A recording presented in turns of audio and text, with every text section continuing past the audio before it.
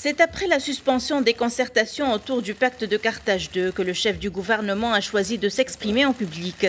Et c'est pour la première fois que Youssef Chahd cite directement Hafez Qaïd Essebsi Junior, le directeur exécutif de Nida Tounes, l'accusant d'avoir, lui et son entourage, détruit le parti. Les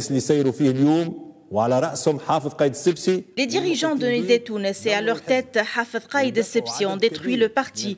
Cela est même devenu une menace pour les institutions publiques. Le problème de Nida Tounes n'est pas un problème interne d'un parti, c'est un vrai problème national.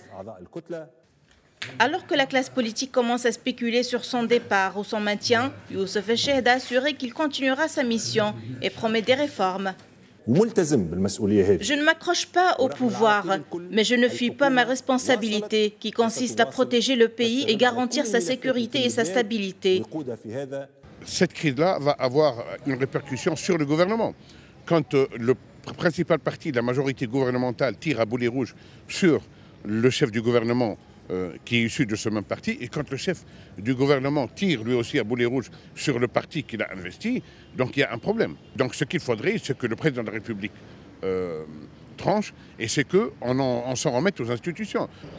À savoir que les membres du bureau exécutif de Nida Tounes devraient se réunir dans les quelques heures qui viennent, dont l'objectif serait d'élaborer une position officielle sur l'intervention de Youssef Chahd, une intervention très largement commentée de part et d'autre, dans la sphère politique et sur le web, entre ceux qui ont salué le courage du chef du gouvernement et ceux qui ont souligné l'erreur de communication de Youssef Chahd.